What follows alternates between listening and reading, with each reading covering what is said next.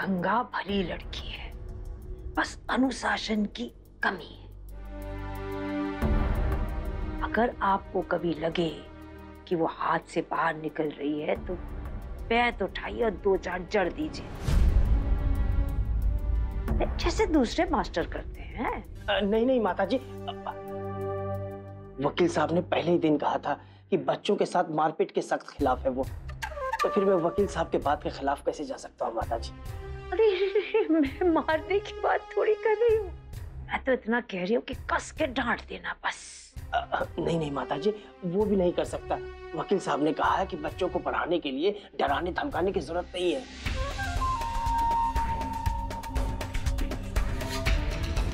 उठो, चलो जाओ। कहाँ माताजी? लड़की को पढ़ाने और कहा 15 मिनट यूं ही बर्बाद हो गए, 45 मिनट बचे, वैसे तो 1 घंटे के लोगे ना। क्या कर रहे हो? 2 मिनट फिर खराब कर रहे हो, चलो यहाँ से। जी, चलो जी, जी,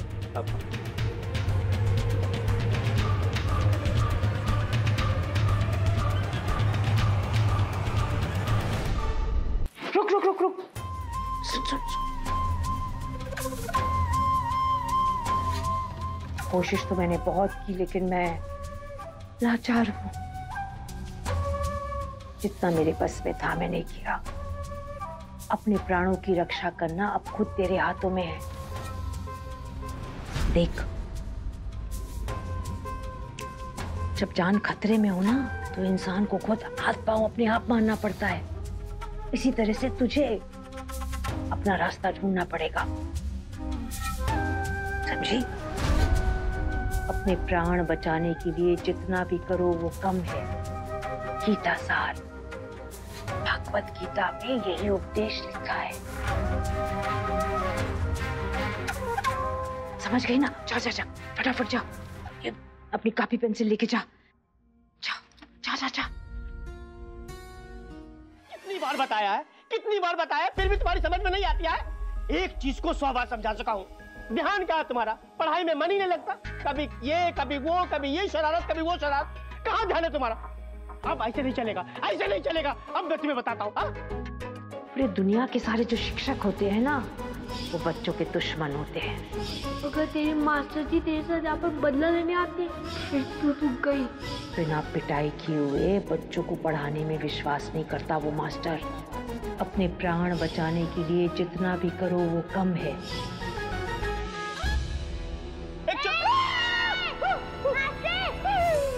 ये क्या कर रहे हो बेटा?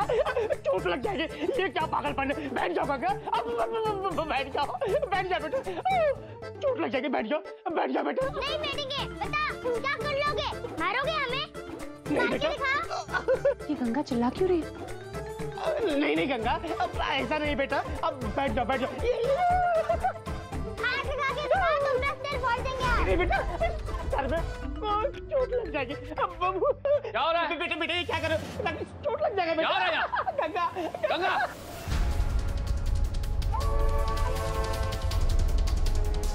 क्या हो रहा है?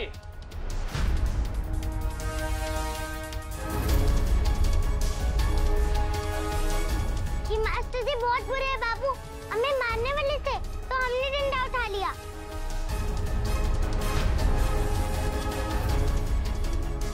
कोई काहे मारेगा हमें? उसका सिर ना फोड़ दे हम।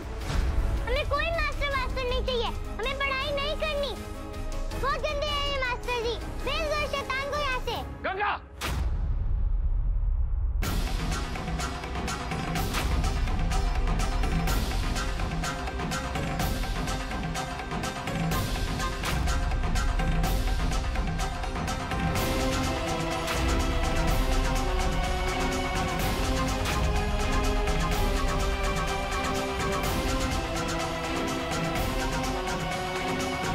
गलती की ना तूने, तभी तो नीरू को गुस्सा आया।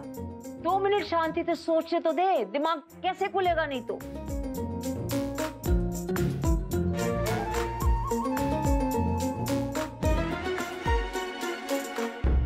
सोच ली अम्मा जी क्या करना है? चुप, एकदम चुप।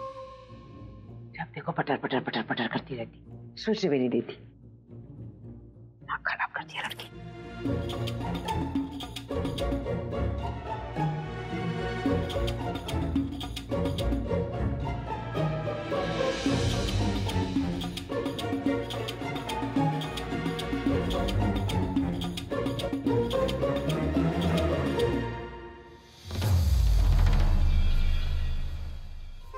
सोच लिया,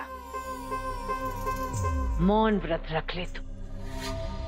मौन व्रत मतलब जब तक अपना सोचा हुआ काम पूरा नहीं हो जाता ना, एक शब्द नहीं बोल सकते, आवाज नहीं निकल सकती मुंह से, जबान पे लगाम लगानी पड़ेगी तुझे पश्चाताप करने के लिए, तभी होगा पूरा तेरा प्रायश्चित। और वो पूरा हो जाएगा तो बाबूजी का गुस्सा ठंडा हो जाएगा ना? ऐसे नहीं, पूरी ईमानदारी से दिल से करनी होगी तुझे प्रायश्चित। यूं झूठी मूठी माफी मांगने से नीरू को बेला फुसला के ये काम नहीं चलने वाला, समझी? फिर क्या फायदा? चुप रहने वाला व्रत भी रखो और बाबू का गुस्सा ठंडा भी ना हो। तू मेरी बात समझ नहीं रही है गंगा। तुझे ना विश्वास दिलाना होगा कि अपने किए पे तू शर्मिंदा है। जो पाप हुआ है ना तुझसे, उसके लिए तू दुखी है। बड़े बड़े देवी देवताओं के सामने हम हाथ जोड़ के माफी मांग लेते, तो माफ नहीं करते। तो फिर नीरू, वो तो इंसान है, वो तो तुरंत माफ कर देगा तुझे। हाँ, मना लेंगे हम बाबू को। और बिना बात के गुस्सा भी तो नहीं करते हैं वो। प्रायश्चित करके मना लेंगे हम बाबू को। लेकिन सोच ले, सारा दिन चुप रह लेगी तू? बिना कुछ बोले सांस ले पाएगी तू? हाँ। तो फिर ठीक है, 100 बात की एक बात। नीरू चाहे तुझसे कितने भी सवाल क्यों ना पूछ ले, तू अपना मुंह नहीं खोलेगी। चाहे कोई भी सवाल क्यों ना हो, तू अपना मुंह बंद रखेगी। कर पाएगी? काहे नहीं कर सकते? जब निर्जला व्रत रख लिया हमने, तो मौन व्रत काहे नहीं रख सकते? अच्छे से रख लेंगे हम और बाबू को मना भी लेंगे, देख लेना।